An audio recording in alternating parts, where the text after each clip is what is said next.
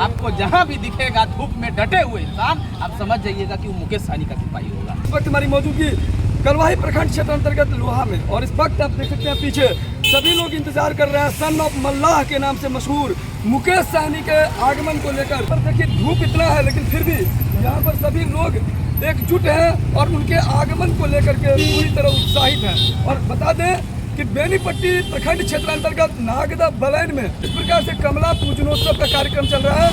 इसी खास उपलक्ष्य पर यहाँ पर सन ऑफ मल्लाह मुकेश सहनी आ रहे हैं। विशेष बात करेंगे, आखिरकार इतनी धूप में आप लोग किसका इंतजार कर रहे हैं? देखिए, आपको सबसे पहले बहुत बहुत धन्यवाद है आपको, जो आप भी हमारे साथ धूप में आए हैं।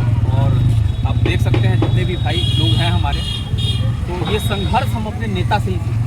हमारे नेताजी भी 800 रुपये पे जो है ना, वो मेहनत और मजदूरी करके वो आज जिस भी मुकाम पे हैं, तो संघर्ष का जो किस्सा है, कहानी हमारे बलाइन गांव में हमारे जितने भी निषाद भाई हैं, जितने भी मल्लाह भाई हैं, पूरे जोश खरोश से माँ कमला का पूजा का आयोजन किया जाता है।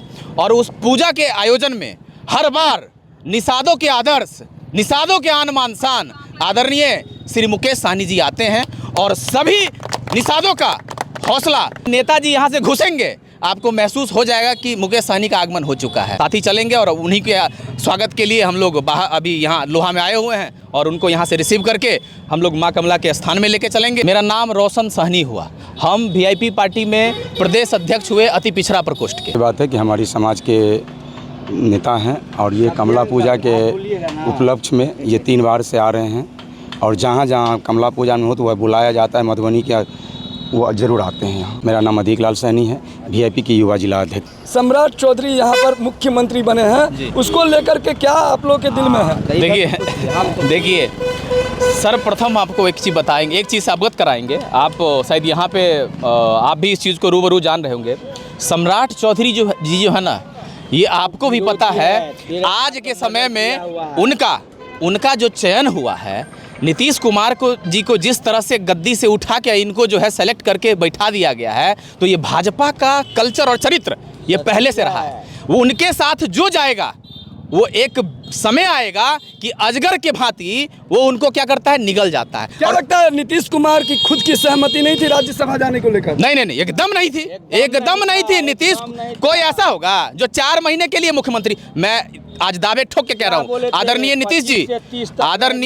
नीतीश जी काम किए हैं, इस बात को हम लोग भी मानने से इनकार नहीं कर रहे हैं, मानते ये वास्तविक है। लेकिन इस तरह से एक होनहार मुख्यमंत्री को, एक उतने बुजुर्ग मुख्यमंत्री को जो कि हम लोग के गार्जियन रहे हुए हैं, उनको इस तरह से गद्दी से उठाना ये पूरे बिहार का अपमान है। और इस चीज़ के अपमान का बदला मैं कहता हूं कि बिहार के पूरे जनता को, बिहार के पूरे जितने भी यहाँ पे मतदाता है जिन्होंने अपना मत देके नीतीश कुमार जी को गद्दी पे बैठाया था, आने वाले समय में भाजपा को करारा जवाब देगी और गद्दी से उठा के फेंकेगी। आप पत्रकार महोदय, आप तो सब कुछ जानबे करते हैं कि जो एनडीए को जो सरकार बना, कैसे बना, कैसे 10-10 हज़ार रुपया चुनाव के टाइम में महिला लोग को 10,000 रुपया दिया। आज 27 हज़ार करोड़ रुपया बिहार में कर्ज है, में डूब गया है बिहार। तो जान लीजिए जो बिहार का कहाँ जा रहा है रास्ता। तो क्या लग रहा है सम्राट चौधरी विकास करेंगे? अब विकास क्या करेंगे, वो तो बेच देंगे, 100% बेच देंगे। लेकिन उनको कहते हैं कि ये पूरे बिहार का मांग है, आप बिहार की उन्नति के लिए काम कीजिए, बिहार की समृद्धि के लिए काम कीजिए, युवाओं के पलायन रोकने के लिए काम कीजिए, स्वास्थ्य को अच्छी व्यवस्था के लिए काम कीजिए और शिक्षा को बेहतर बनाने के लिए काम कीजिए, न कि ये तानाशाही के लिए काम कीजिए और मुरहेटा मानने के लिए काम कीजिए। नेपाल में जिस तरह से समान शिक्षा व्यवस्था की बात हो रही है, वही ये भारत, ये बहुत बिहार में क्या है? बहुत वेरी गुड, बहुत अच्छी बात हो रही है। नेपाल सरकार ने जिस तरह से प्राइवेट स्कूल को बंद किया गया है, उसी तरह से यहाँ बिहार और पूरे भारत में कहते हैं प्राइवेट स्कूल को बंद किया जाए। जिस तरह से बड़े बड़े अफसर का बेटा प्राइवेट में पढ़ता है, वो भी सरकारी में पढ़े। क्या नाम हुआ आपका? मेरा नाम शत्रुघ्न सहनी हुआ।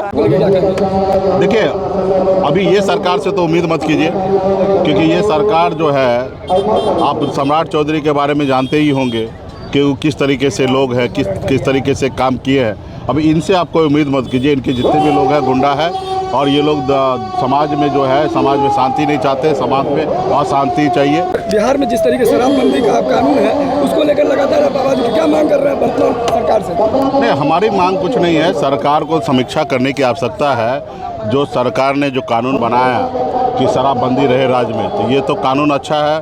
खास करके घर परिवार में जो लड़ाई जो तनाव होता था वो नहीं हो रहा है, और ये लेकिन ये सफल नहीं है, जिसको लेकर राज्य का कई हज़ार करोड़ का नुकसान हो रहा है। और ये होम डिलीवरी हो रहा है, गांव-गांव में, टोला-टोला में बिक रहा है। पार्लर एक बड़ा उद्योग ब्लैक मनी का हो गया।